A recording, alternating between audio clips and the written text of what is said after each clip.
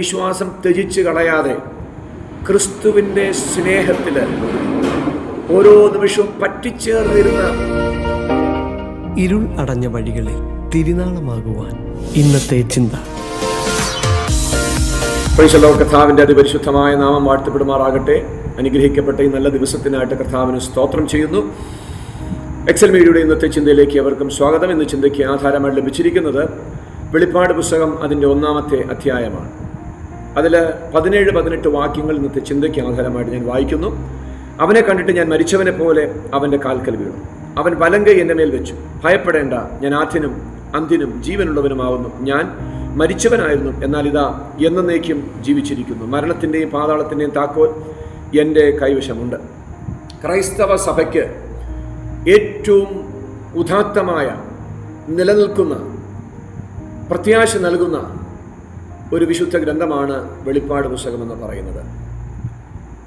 വേദപുസ്തകത്തിലുടനീളം, പ്രത്യേകിച്ച് സുവിശേഷങ്ങളിലും അപ്പോസ്തലന്മാരുടെ ലേഖനങ്ങളിലുമൊക്കെ യേശു കർത്താവിൻ്റെ 2-ാം വരവിനെ കുറിച്ച് പറഞ്ഞിട്ടുണ്ടെങ്കിലും വളരെ കൃത്യമായിട്ട് യേശു കർത്താവിൻ്റെ 2-ാം വരവിനെ കുറിച്ചും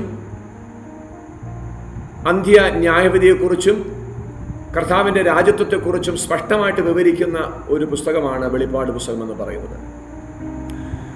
യേശു കർത്താവിൻ്റെ 12 ശിഷ്യന്മാരിൽ ഏറ്റവും ഇളയ ശിഷ്യനായ യോഹന്നാൻ എന്ന് പറയുന്ന അപ്പോസ്തലനാണ് ഈ ഗ്രന്ഥം രചിച്ചിരിക്കുന്നത്. അല്ലെങ്കിൽ അദ്ദേഹത്തിനാണ് ഈ വെളിപ്പാട് ഉണ്ടായത് എന്ന് തലക്കെട്ടിൽ തന്നെ നമുക്ക് കാണുവാനായിട്ട് സാധിക്കുന്നുണ്ട്. അതിൻ്റെ 9-ാമത്തെ വാക്യത്തിൻ്റെ അവസാന ഭാഗത്ത് വായിക്കുമ്പോൾ, യോഹന്നാൻ എന്ന ഞാൻ ദൈവവചനവും യേശുവിൻ്റെ സാക്ഷ്യവും നിമിത്തം പത്മോസ് എന്ന ദ്വീപിൽ ആയിരുന്നു. ഈ 22 അധ്യായങ്ങളുടെ ഒരു ഇൻട്രൊഡക്ഷൻ പോലെ എവിടെ വെച്ചാണ്, എപ്പോഴാണ്, ആരാണ് തനിക്ക് വെളിപ്പാട് ലഭ്യമാക്കി കൊടുത്തതെന്ന് സ്പഷ്ടമായിട്ട് ഈ 1-ാമത്തെ അധ്യായത്തിൽ യോഹന്നാൻ വ്യക്തമാക്കുകയാണ്. ഡൊമീഷ്യൻ ചക്രവർത്തിയുടെ കാലഘട്ടത്തിൽ ക്രൈസ്തവ സഭ വളരെ പീഠാനുഭവങ്ങളിലൂടെ കടന്നുപോയിക്കൊണ്ടിരിക്കുന്ന ആ പ്രത്യേക നിമിഷത്തിൽ യോഹന്നാൻ എന്ന് പറയുന്ന ഈ അപ്പോസ്തലനെ പലവട്ടം ഡൊമീഷ്യൻ ചക്രവർത്തി കൊല്ലുവാനായിട്ട് ശ്രമിച്ചു. തിളച്ച എണ്ണയിലിടുക, വാളിൻ്റെ വായ്ത്തലയാൽ വെട്ടിക്കൊല്ലുക, അപ്രകാരമൊക്കെ ശ്രമിച്ചുവെങ്കിലും താൻ മരണപ്പെടാത്തതുകൊണ്ട് കൊടും കുറ്റവാളികൾക്കും ക്രൂരകൃത്യം ചെയ്യുന്നവർക്കും രാജ്യദ്രോഹികൾക്കും കൊടുക്കുന്ന ശിക്ഷയായിട്ടുള്ള നാടുകടത്തൽ, പത്മോസ് ദ്വീപിലേക്ക് നാടുകടത്തുന്ന ഒരനുഭവം യോഹന്നാൻ അപ്പോസ്തലന് ഉണ്ടാകുവാനായിട്ടിടയായി. ഒറ്റപ്പെടലിൻ്റെ ദിനങ്ങൾ. എന്നാൽ താൻ സ്നേഹിച്ച യേശുവിനെ മറന്ന് യേശുവിനെ തള്ളിപ്പറയുവാനായിട്ട് യോഹന്നാൻ അപ്പോസ്തലൻ ശ്രമിച്ചില്ല എന്നുള്ളതാണ് വാസ്തവം. കാരണം എപ്പോഴും യേശുവിൻ്റെ മാറോട് ചേർന്ന് കിടന്ന യോഹന്നാൻ അപ്പോസ്തലൻ യേശു തൻ്റെ മാതാവിൻ്റെ ഉത്തരവാദിത്വം ഏൽപ്പിക്കുന്നതും ആർക്കാണ്? ഈ യോഹന്നാൻ അപ്പോസ്തലന് തന്നെയാണ്. അങ്ങനെ യേശുവും യോഹന്നാനുമായിട്ട് വളരെ അഭേദ്യമായിട്ടുള്ളൊരു ബന്ധം നമുക്ക് കാണുവാനുമായിട്ട് ഇടയായി തീർന്നുണ്ട്. 12 അപ്പോസ്തലന്മാരിൽ പ്രമുഖരായിട്ടുള്ള 3 വ്യക്തികളിൽ യോഹന്നാനുമുണ്ട്. യേശുവിൻ്റെ ക്രൂശോളം കടന്നു വന്ന വ്യക്തികളിൽ ഒരാളാണ് യോഹന്നാൻ അപ്പോസ്തലൻ. ആ സമയത്താണ് ഒരു മാതാവിൻ്റെ ഉത്തരവാദിത്വം, പ്രിയ മകനായ, അല്ലെങ്കിൽ യേശുവിൻ്റെ ഉത്തരവാദിത്വം, അല്ലെങ്കിൽ അമ്മയോടുള്ള യേശുവിൻ്റെ ഉത്തരവാദിത്വം യോഹന്നാൻ എന്ന് പറയുന്ന അപ്പോസ്തലനെ ഏൽപ്പിക്കുന്നത്. ഒരു കാര്യം വ്യക്തമാണ്, യേശു കർത്താവിൻ്റെ പരസ്യ ശുശ്രൂഷ കാലഘട്ടങ്ങളിലൊക്കെയും അതിമഹത്തായിട്ടുള്ള ശുശ്രൂഷകൾക്ക് നേതൃത്വം കൊടുത്തതാണ് ഈ ശിഷ്യന്മാരൊക്കെയും. അപ്പോഴൊന്നും നാം ഈ വായിച്ച വേദഭാഗത്തിലെ പോലെ ഈ അപ്പോസ്തലന്മാരിൽ ആരെങ്കിലും ഒരാൾ മരിച്ചവരെ പോലെ ആയില്ല. കാരണം യേശു കർത്താവ് മനുഷ്യനായിട്ടാണ് അവിടങ്ങളിലെല്ലാം വെളിപ്പെട്ടത് എന്നുള്ളതാണ് വാസ്തവം. മറുരൂപ മലയിൽ വെച്ച് പോലും അവർ ആശ്ചര്യപ്പെട്ടുവെങ്കിലും അവര് മരിച്ചവരെ പോലെ ആയില്ല. എന്നാൽ മനസ്സിലാക്കേണ്ട ഒരു പ്രധാന വിഷയം എന്ന് പറയുന്നത്, യോഹന്നാൻ സുവിശേഷത്തിൽ അപ്പോസ്തലനായ യോഹന്നാൻ രേഖപ്പെടുത്തിയിട്ടുണ്ട്. 20-ാം അധ്യായം അതിൻ്റെ 30-ാം വാക്യത്തിൽ, ഈ പുസ്തകത്തിൽ എഴുതിയിരിക്കുന്നതല്ലാതെ മറ്റനേകം അടയാളങ്ങളും യേശു തൻ്റെ ശിഷ്യന്മാർ കാണുകയും ചെയ്തു. 21-ാം അധ്യായം 25-ാം വാക്യം യോഹന്നാൻ സുവിശേഷം, യേശു ചെയ്ത മറ്റു പലതും ഉണ്ട്, അത് ഓരോന്നായി എഴുതിയാൽ പുസ്തകങ്ങൾ ലോകത്തിൽ തന്നെയും ഒതുങ്ങുകയില്ല. ഒന്ന് ശ്രദ്ധിക്കണമേ, വിശുദ്ധ വേദപുസ്തകത്തിൽ 66 പുസ്തകങ്ങൾ കൂടാതെ, അല്ലെങ്കിൽ യേശു കർത്താവിൻ്റെ പ്രഭാഷണങ്ങളിൽ അടങ്ങിയിട്ടുള്ള അനവധി പ്രഭാഷണങ്ങളും അതുപോലെ തന്നെ യേശു കർത്താവിൻ്റെ അത്ഭുത ചര്യകളും അനവധിയായിട്ടുണ്ട് എന്ന് അപ്പോസ്തലനായ യോഹന്നാൻ പറയുകയാണ്. അതെല്ലാം എഴുതി ചേർത്ത് കഴിഞ്ഞാൽ എന്താ പറഞ്ഞിരിക്കുന്നത്? പുസ്തകങ്ങൾ ലോകത്തിൽ തന്നെയും ഒതുങ്ങുക എന്ന് വെച്ചാൽ അത്രമാത്രം വിപുലമായിട്ടുള്ള അത്ഭുതങ്ങളും അടയാളങ്ങളും ആര് ചെയ്തിട്ടുണ്ട്? യേശു കർത്താവ് ചെയ്തിട്ടുണ്ട്. എന്നാൽ അപ്പോഴൊന്നും ഈ അപ്പോസ്തലന്മാരിൽ ആരും ഒരാൾ മരിച്ചവനെ പോലെ ആയില്ല. യേശു കർത്താവിൻ്റെ ക്രൂശീകരണ മരണം, ക്രൂശിലെ യേശു കർത്താവ് അവസാനത്തുള്ളി ചോര വരെയും കാൽവരി ക്രൂശിൽ ഊറ്റി കൊടുക്കുന്നു.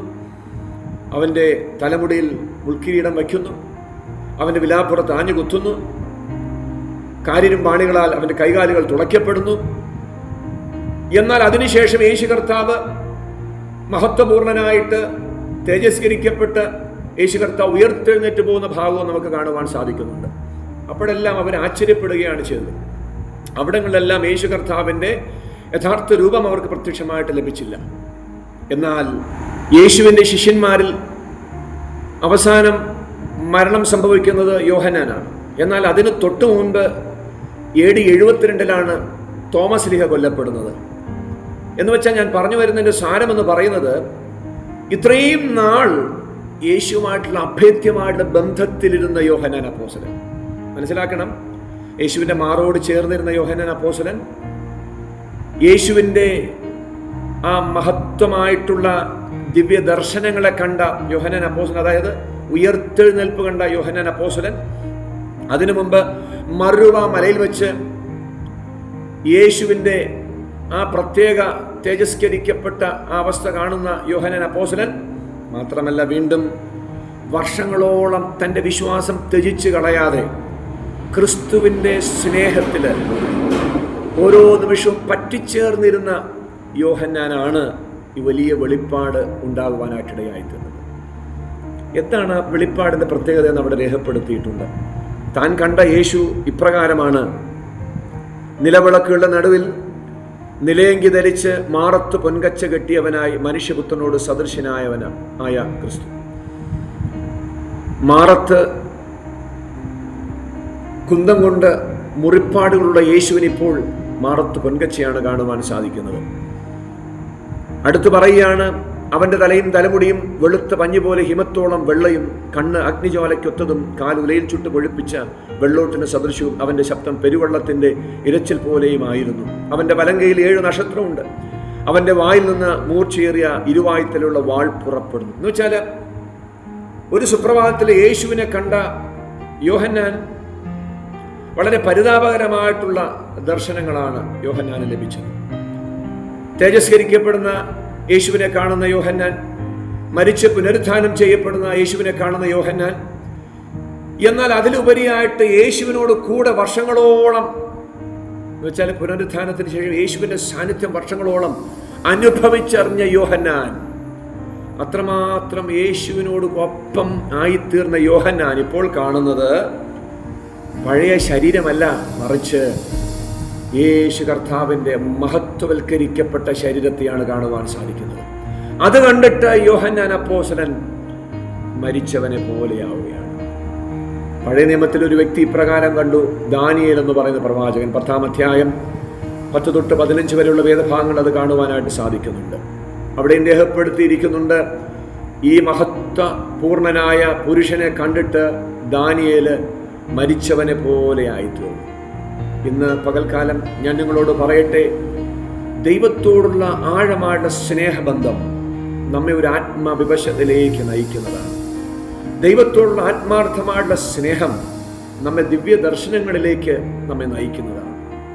യോഹന്നാൻ അപ്പോസ്തലൻ പത്മോസ് ദ്വീപിൽ ആയിരിക്കുന്നത്. പക്ഷേ അവിടെ വെച്ച് ഒരു പക്ഷേ അപ്രകാരമുള്ള പ്രതിസന്ധികളാൽ താൻ മുൻപോട്ട് ജീവിക്കുമ്പോൾ യേശു കർത്താവിന് വേണമെങ്കിൽ യോഹന്നാനെ തള്ളിപ്പറയാം. പക്ഷേ യോഹന്നാൻ അപ്രകാരമല്ല ചെയ്ത്. വീണ്ടും വീണ്ടും യേശുവിനെ സ്നേഹിച്ച് യേശുവിൻ്റെ ദിവ്യമായിട്ട് ദർശനത്തെ കണ്ട അപ്പോസ്തലനായ യോഹന്നാൻ. നമ്മുടെ ക്രിസ്തീയ ജീവിതത്തിലും ഈ ദിവ്യമായിട്ട് ദർശനം കാണുവാൻ സർവകൃപാലുവായിട്ടുള്ള ദൈവം ഈ വചനങ്ങളിലൂടെ നമ്മെയും സഹായിക്കുമാറാകട്ടെ. ഈ വെളിപ്പാട് പുസ്തകം നമുക്ക് നിത്യതയെക്കുറിച്ചുള്ള അനുഗ്രഹിക്കപ്പെട്ട ചിന്തകൾ നൽകുന്ന ദിവസങ്ങളായിട്ട് വരും ദിവസങ്ങൾ മാറ്റപ്പെടട്ടെ എന്ന് പ്രത്യാശിച്ചുകൊണ്ട് എൻ്റെ വാക്കുകൾക്ക് വിരാമം കുറിക്കുന്നു. സർവകൃപാലുവായ ദൈവം നമ്മെ ധന്യമായിട്ട് അനുഗ്രഹിക്കുമാറാകട്ടെ. ആമേൻ, ആമേൻ.